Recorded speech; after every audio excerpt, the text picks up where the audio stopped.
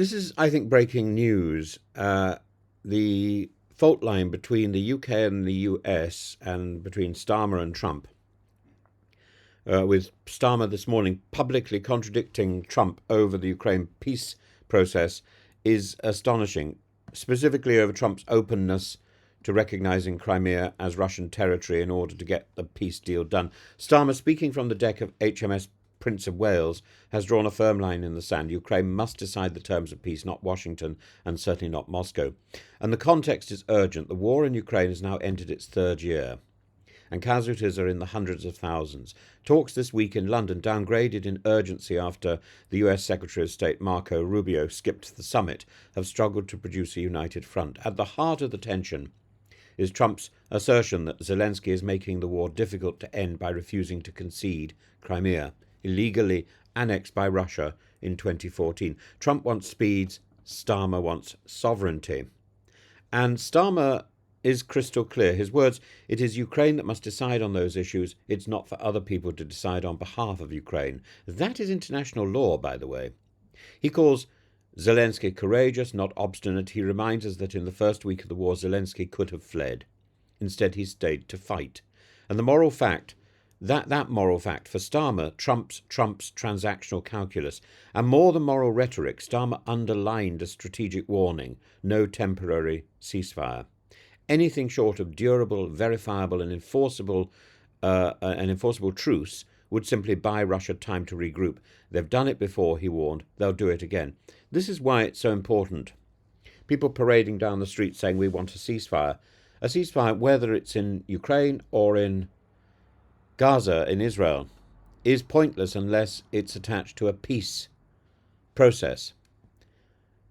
Meanwhile, Kyiv has submitted its five-point plan, reportedly now on Trump's desk. It includes no recognition of Crimea as Russian, a peace deal rooted in international law, not capitulation, Ukraine, not America, must lead talks, security guarantees for Ukraine and its Black Sea allies, and a rejection of any restrictions on Ukraine's military sovereignty. This isn't a wish list.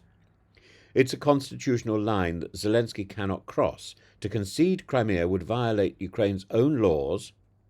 It would leave Zelensky as a sitting duck president. I mean, he wouldn't survive that.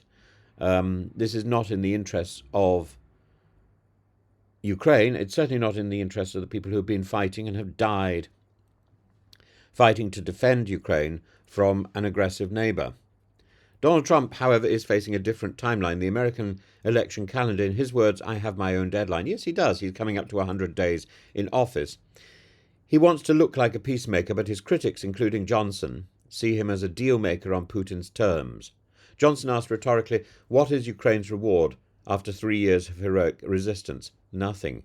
Indeed, Trump's use of first-name diplomacy, Vladimir Stop, reads less like statecraft and more like theatre. If Trump wanted to do real theatre, he would get on a plane, he would get on a train, and he would go to Ukraine.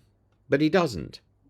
It's all backroom fiddling, and the rift is growing. The UK and France have scaled back plans to send troops, instead opting for training missions in western Ukraine. Downing Street insists it's not taking sides, but it very much is.